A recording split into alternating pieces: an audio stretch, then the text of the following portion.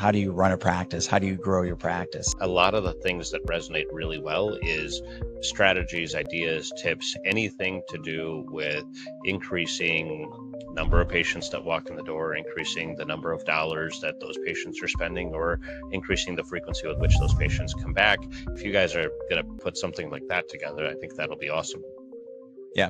So I think that's something.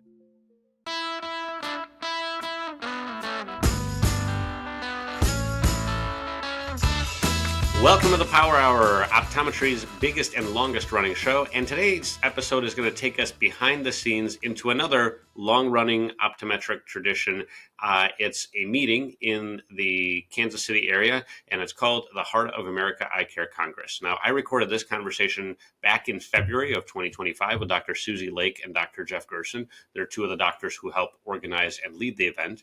And if you've ever wondered whether Heart is worth attending or what actually happens there, this episode should give you a lot of insight. So what we're going to cover during the show is also some elements that make the meeting unique. So they've got over 1,000 attendees, over 100 hours of CEs.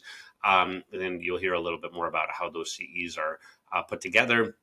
They specifically balance sessions to include cutting-edge topics, but then also a lot of clinical information, hands-on workshops for paras, student-doctor networking night, and something really cool that I got to witness firsthand, which was their massive poster session that kind of highlights the next generation of optometrists. You're also going to hear what organizers are planning for February of 2026. The meeting is on February 20th and 21st and 22nd of 2026. And so they're expanding content for office managers, but they're also including a diabetes symposium. I think there's some content on keratoconus and ocular pain. So a lot of clinical information. And of course, all in the same high engagement, super friendly Midwestern atmosphere that the meeting is really well known for. So if you're choosing where to spend your CE time and travel budget next year, hopefully this episode gives you a little bit of insight and helps you figure out whether Heart of America should be on your list. If you're new to the show, please make sure that you follow us on Apple Podcasts, Spotify, or YouTube. You can always write to me at eugeneshatsman.com or on the Power Hour website. You can include things like your feedback for episodes, ideas for future episodes, just anytime you need help, or if you want tools or practice growth insights, always available to help and excited to do it. And now let's get into our conversation. Welcome to the Power Hour, Dr. Jeffry Gerson, Dr. Susie Lake, and we're here live at the Heart of America Eyecare Congress meeting. And for everybody who's listening, maybe some people don't know what this meeting's all about. So maybe you guys could describe it. Yeah, absolutely. It's actually the 64th annual Heart of America Eyecare Congress. It is a premier education here in the middle of the country, in the heartland, which is where we get the name. We feature over 100 continuing education hours. We attract doctors and paraprofessionals from offices Midwest and across the country. And we just, it's a doctor-led and doctor-run board that put on the education. So it's a very OD-centric and focused. All right, so we're going to get into that in just a moment, but just to give everybody a flavor, what I've seen from, I've gotten a chance to speak here, and I've also gotten a chance to interact with some of the folks in other audiences, and really what I've seen is a super engaged group. So these people are really here. They're here to learn. They're here to network. They're here to view the exhibits. And, for context, how many people are here? How many hours of education are happening? What's going on, Dr. Gerson? Yeah, so great question. So we actually have over 1,000 people in attendance. Between the doctors and the paraprofessionals, we have over 100 hours of continuing education.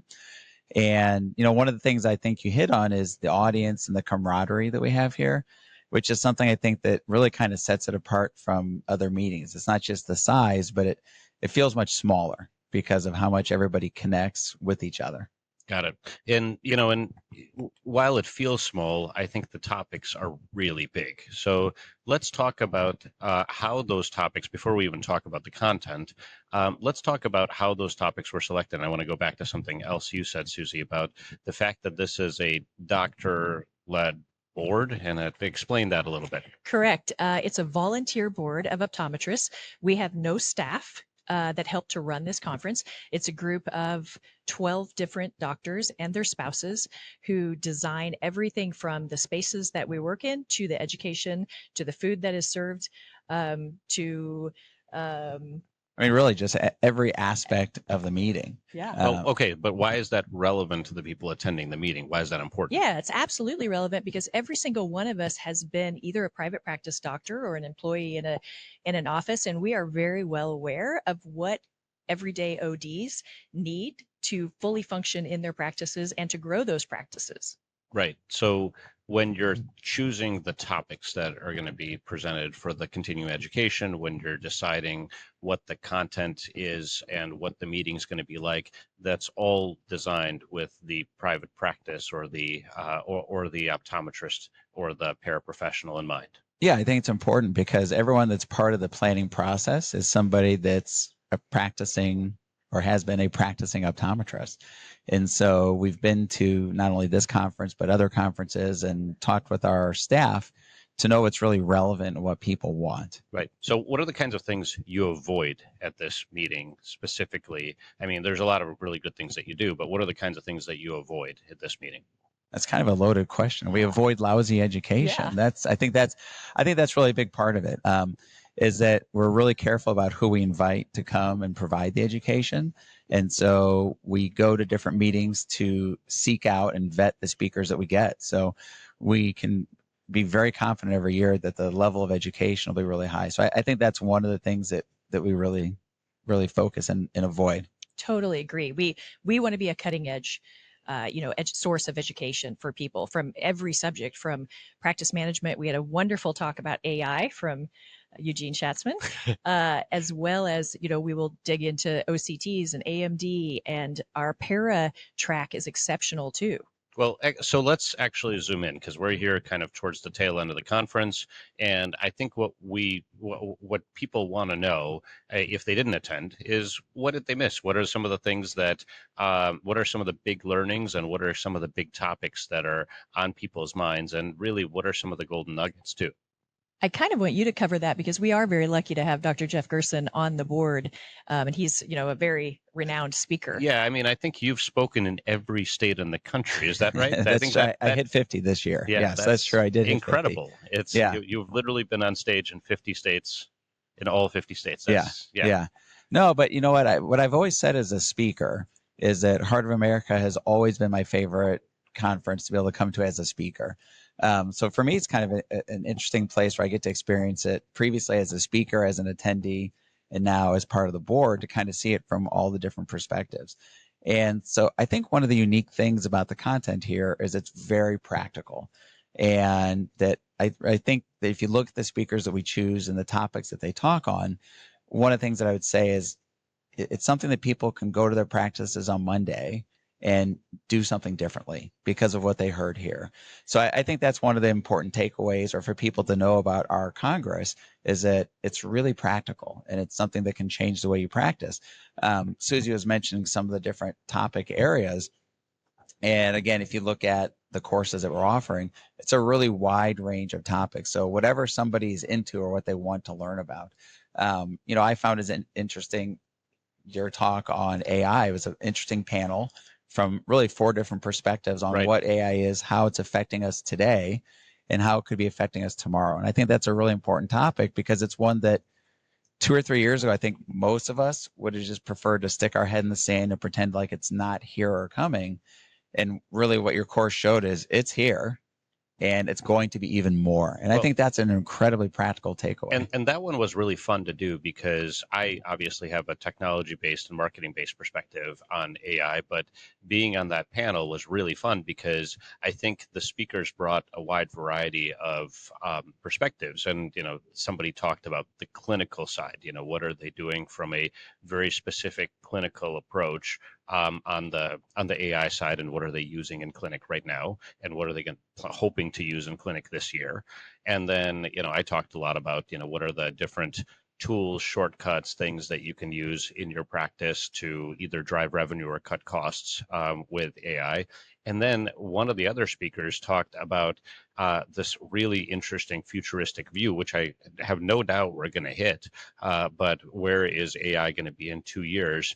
And really, what is the transformative nature of it? Which I think got the crowd really jazzed and energized to be like, okay, I got to do something today because I don't want to be in that reality, and I've done nothing today to prepare for it. So I thought that was a really, really interesting take. And I think in addition to those forward thinking classes that we have, we also offer a really good amount of niche classes in pediatrics and specialty contact lenses that sometimes people have a harder time finding in-person classes to be able to attend. So what are some of the examples of learnings that people had in both those classes and maybe some of the other ones? So, one example that it maybe not quite as much a learning, but I was talking with one of the speakers before the class who was doing a talk on thyroid disease. And what he was saying is normally a lot of people say, well, I guess I'll go to that and I'll get emails done or I'll do something else. But that it's his favorite course to be able to give because he sees people writing down names of patients because of something they learned. So I understand that's not a specific takeaway, but just to what Susie was saying, classes on topics that you may not think are interesting, but you really walk away with something to do. So, one of the classes was talking about macular degeneration and really talking about what are the treatments that are available today to our patients, even if it's not you doing it, where can you send people to have something done and what's going to get done for them? Which I think is something that's really, really an important topic. We had a speaker here talking a lot about aesthetics. Yeah. And I think that that's a really important takeaway, that aesthetics is another thing that a couple of years ago, I think most people would have said, well, I'm an optometrist. That doesn't really affect me or my business. And what we're seeing and learning here this weekend about is how much it is an optometric opportunity and how much it is a business opportunity. Yeah, and I heard a lot about I heard a lot of feedback about that particular class because I think the premise, which I thought was an interesting take-home moneymaker, is that we're already all in the aesthetics business, right? You think about whether we're selling contact lenses or glasses, in addition to being a medical device, that's also a fashion accessory or something designed to help the patient look better. So we're already there. We just have to learn to take that to the next level and have comfortable conversations with patients about it. Agree. And I think the other thing in that track, and we have a few of them where we have a lot of interaction between doctors and the paraprofessionals working together within a class. And I think that's fantastic because we all know that we can take anything back to our practices, but if we do not have buy-in from our staff and an understanding of what they could do in practice on Monday as well, it doesn't go as quickly. Yeah, I found the classes for the paraprofessionals to be super, super engaging. I think that the speakers that you selected for them super, super engaging because and they're really, it kind of seems like the people who are here to learn, and the speakers who are here are really excited about being here. They're really bought in. Well, we have so many states this year that are going for scope expansion, and we offered a surgical assisting for the para-optometric at this course with an on-site laser. So it was a really fun class. Yeah, to talk more about that. Well, I think it's just, again, looking at the landscape of optometry. And I think going back a half a step is to say, I think that the paraprofessional courses that we offer are not an afterthought. It's not, well, this is a doctor's conference and okay, we'll have a couple courses for the paras. It's really on the forefront. That's really a part of the planning process. And so when planning for this meeting, to have the course that Susie just mentioned was really something we thought was important, because when looking at the landscape and seeing what offices in our member states will likely be doing in the relatively near future, it's important that it's not just the doctors that know what they're doing, but it's the staff as well. And so I went and observed and part of that class, and it was a hands-on class. And quite frankly, it was a hands-on class at a level that many of the doctors here would be able to appreciate and take something away from. So it was really, they were in full scrubs. Yeah. Hat scrubs, everything. Yeah. Yeah, that's cool. And that's a good example of something that's really on the forefront of optometry. So many states going for scope expansion. So you put together that program. What else is kind of forefront or really kind of bleeding edge type of stuff that you covered? And again, let's give the audience some take homes as well. I don't know if you would say this is leading edge forefront, but something that we've continued to do for the paras are workshops. And where that might seem pretty old school and why would you do that? I think we would all agree that a lot of our staff is somewhat transient, right? And we're getting new people into our offices that haven't been a part of the business. And so even though it sounds like something that would be, well, why do you continue to do that? It's because it's something that for a lot of reasons, practically speaking and financially speaking, are so important for our offices that a new optician knows how to adjust glasses appropriately.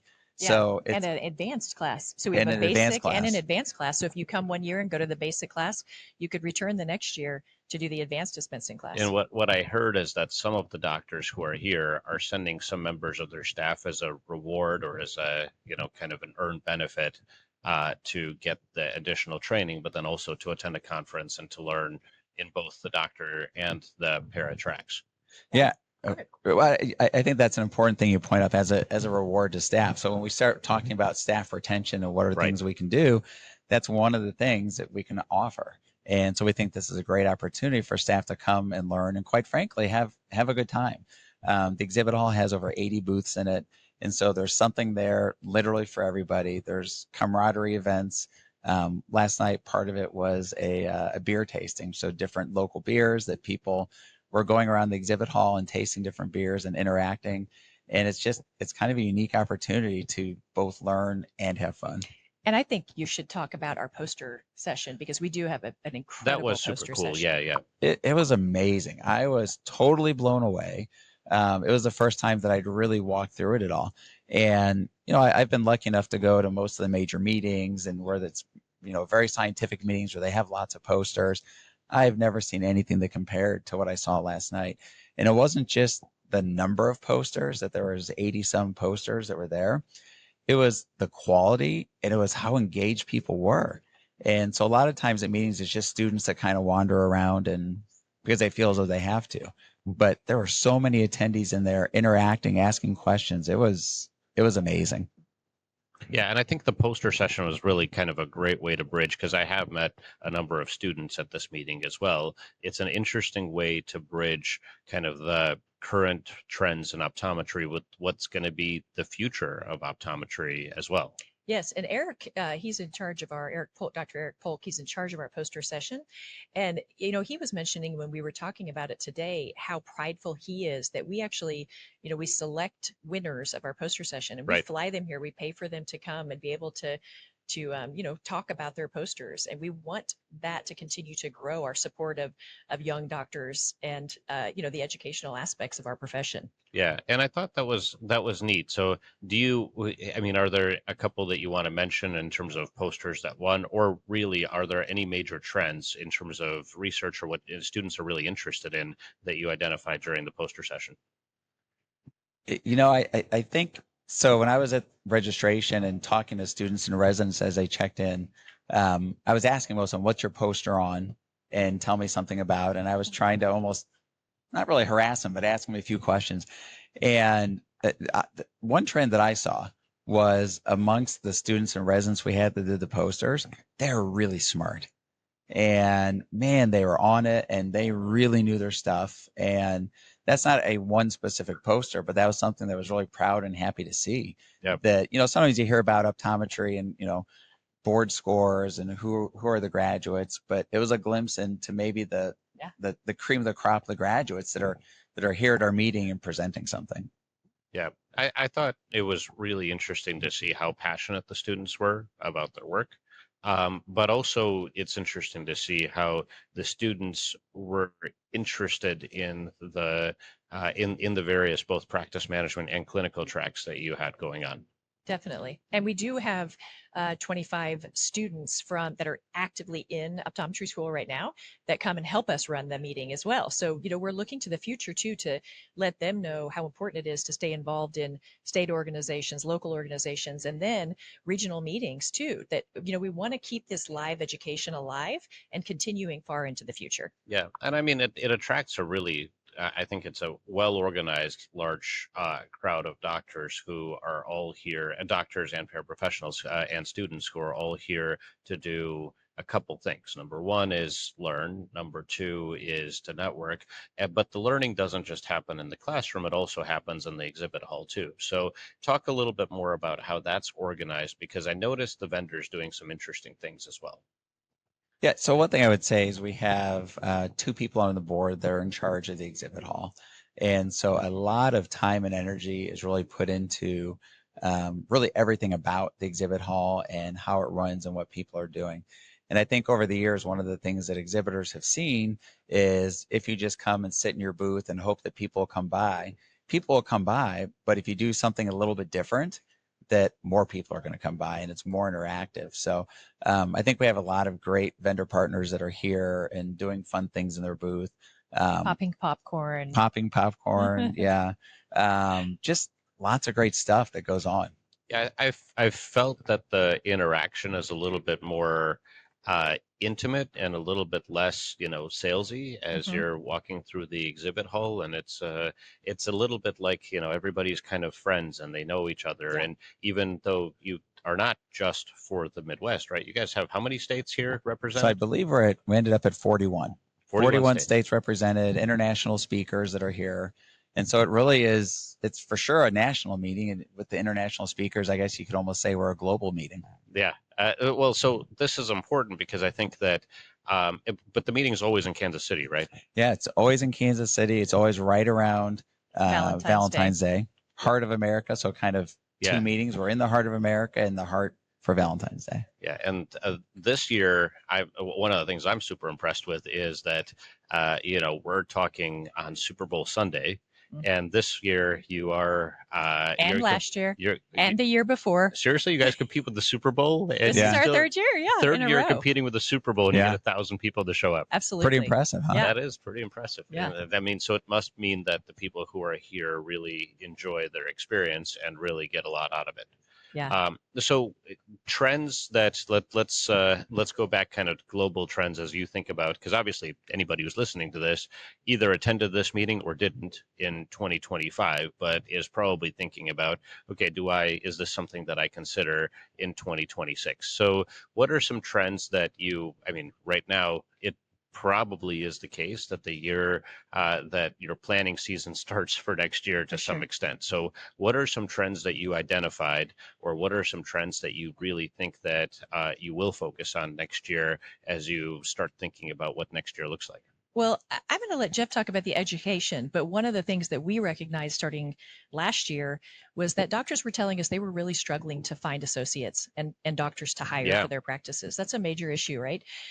So we decided to include on Saturday night, we have a reception for everyone to come with drinks and food and a live band.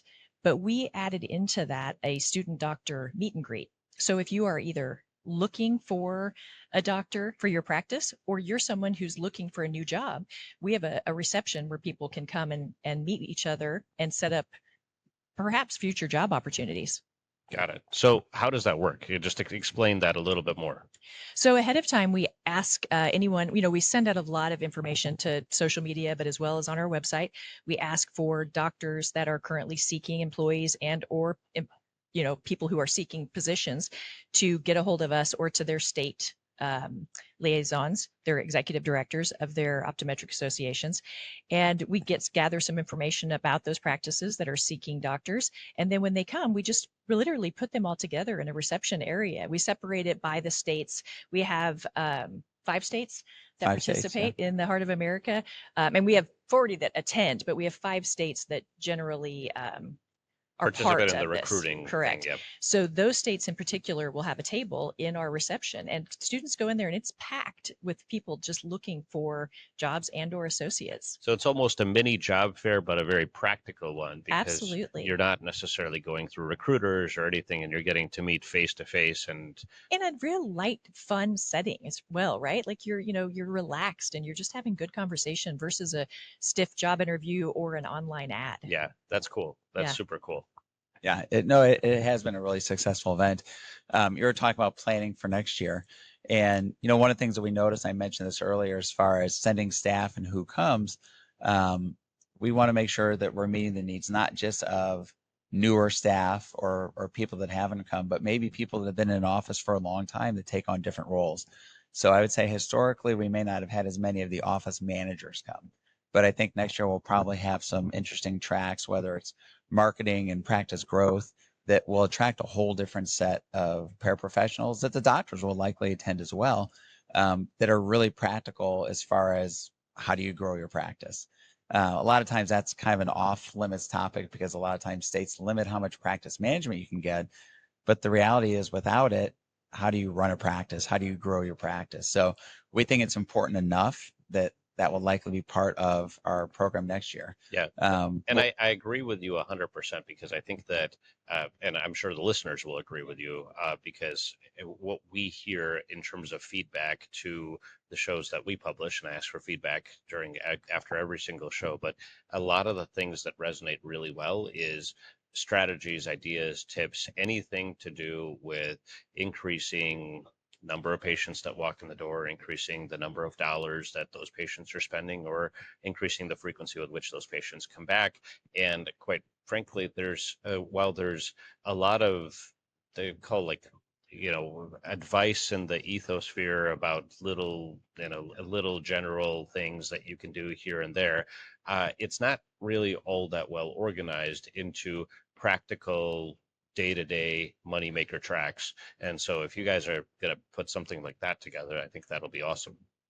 Yeah. So I think that's something that's kind of a different spin on how we're doing, and I think, as always, an emphasis will be put on the quality of education and to have a varied offering so that we know that there's something for everybody, including panels, because I think a lot of times people agree that it's more interesting, it's more fun, it's more engaging to have a panel of speakers instead of just listening to any one person. Yeah. But to do something more interactive. So I feel confident we'll see more of that as well. Totally. I think panels are a fun way to get people to engage. And it's also true that, you've seen this, I'm sure, as you've lectured around, is that, people come in the room and they hear the speaker talk for a little bit. And then they, 10 minutes in, they're like, well, you know what, this isn't really resonating with me.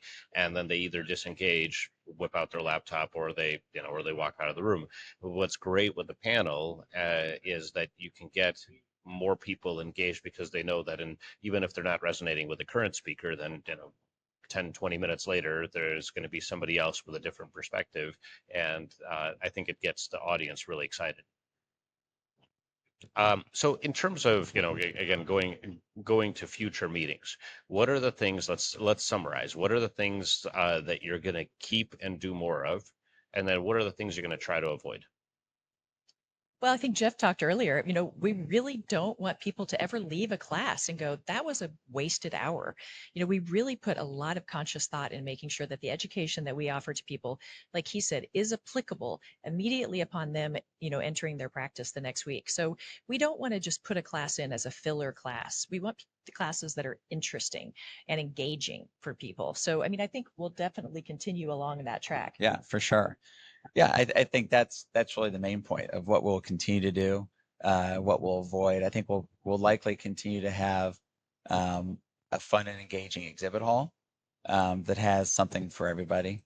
We recognize that for some of our attendees that this may be the only big meeting that they're going to, so it's really important that we offer some of everything. And so where we may not be incredibly deep in any one area, any one thing, I think there's some of everything for everybody. Yeah, Emily, we were saying this is the 64th Heart of America Congress.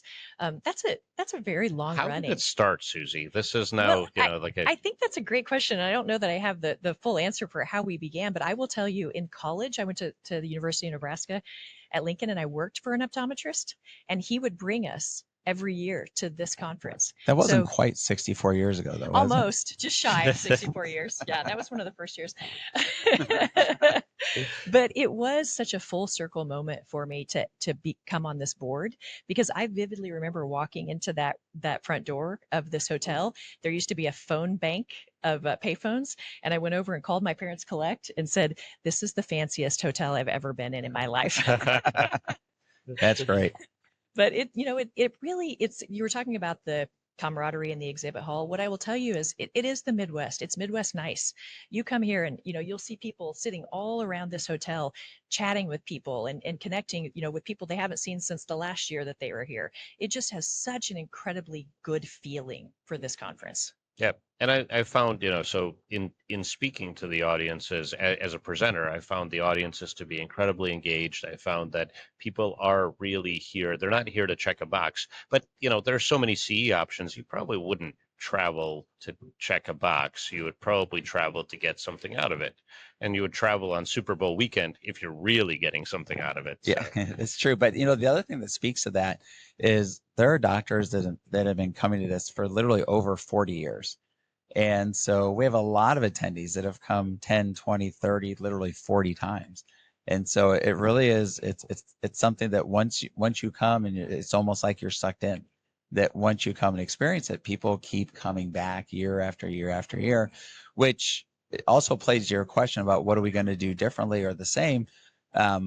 You won't see when doctors come, they won't see the same speakers on the schedule this year as last year. And so it's not the same program every year. It is completely different every year in really every respect. Yeah. So what's interesting is that there are, as you were talking about, there are other options for practices. So now, talking to the general audience who has not been to this conference, what compare it to some of the major meetings that they may have attended, whether it's at their state association or maybe whether it's at a national meeting like Vision Expo or something like that. And I don't necessarily, I think that there are some things that you do that are truly different, but the energy kind of feels a little bit different. It feels, well, there's 1,000 people around. It also feels super intimate. Yeah. So I would say, I don't know if I would call this conference the biggest small meeting or the smallest big meeting, but either way, it's something right in between. Yeah. And so we have the advantage of being able to have multiple speaker tracks, huge exhibit hall, but small enough, as you mentioned, to feel intimate, to just hide in a corner and talk to someone you saw last year or the year before. And so I think that's something that's a unique draw, that we have all the benefits of the biggest of conferences, and we have some of the unique benefits of the smallest of conferences, and that allows us to do things in a unique fashion. Yeah, that makes perfect sense. And you've got this whole concept of, okay, we're going to take the students, we're going to take the we're going to take the paraprofessionals, we're going to take the practice owners, we're going to take the people who work in a practice, and we're going to try to make something work for everybody so that everybody feels like they got something out of it. The recruiting thing is pretty neat and is not something that I see at a lot of other meetings. And again, I think one of the key parts of this is that I think you mentioned this, Susie, is this how Midwest nice everybody is. So nobody feels like they're head down, like everybody just wants to talk to everybody else. Yeah. And I think that the Heart of America at its core is dedicated to preserving the future of the profession of optometry. We are dedicated to making sure that legislatively we're protected, educationally we're protected, and we just really want to push that concept. Yeah. So next year, is it going to be on Super Bowl weekend again? Of course it will be. Yeah. Yeah. Of course. Yeah. I mean, the Chiefs will be in. Right. But I don't know if it is actually Super Bowl weekend. It might be the weekend after. It might be after. Yeah. But if it is Super Bowl weekend, of course, the Chiefs will be in. Right. So this is why the Chiefs are in the Super Bowl, is because well, of the the real thing is, so as Susie mentioned, we have a band playing tonight at our reception. And we had to go to second choice who our entertainer was going to be, because Taylor's going to be at the Super Bowl. So she couldn't be with us here tonight. I see. And I understand. That is. Yeah. But I can understand, entertainment options, and but it makes perfect sense. Yeah, of course. So again, if we're thinking about, if somebody is trying to decide, do I attend the Heart of America or not, especially if I'm on the coast and I'm not in, the Midwest, what are the 3 questions I should probably ask myself to decide whether or not this is the right meeting for me? I think at least 2 of them are, do I want to get really good education? Do I want to be able to meet some other really friendly colleagues from different parts of the country? And I think another one is, do I want to really be able to have an incredible, even almost academic experience because of the posters, which sounds like, again, it should be or could be an afterthought, but it's such an amazing part of this meeting and what it brings to the meeting that's unique, that there aren't many other places where you can get that level. Yeah, and that much variety. That much in variety, one place. yeah. I totally agree. Yeah, and Kansas City in February is not exactly a weather mecca, but Kansas City is a great city. You could bring your family here. There's plenty of things that you could do. So it doesn't have to be something that you come to solo. You could bring your family. Yeah, the barbecue is It's amazing. fantastic. Yeah, great Yeah. restaurants, Yeah. and Union Station right across the way, where it's Absolutely.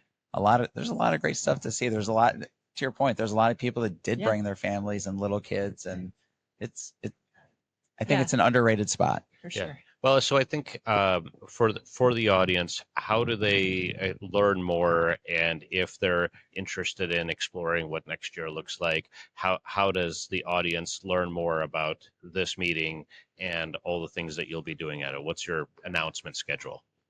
Yeah, so I guess what I would say is, you can go to our website, and so you can just Google Heart of America Eye Care Conference. Next year's schedule is not up yet. We're in the process of asking our speakers for next year right now. We've already have several confirmed and asking others. But I think within the next month or two that we'll have at least some tentative schedules and people will be able to see that. But if nothing else, you'll be able to see what we have done.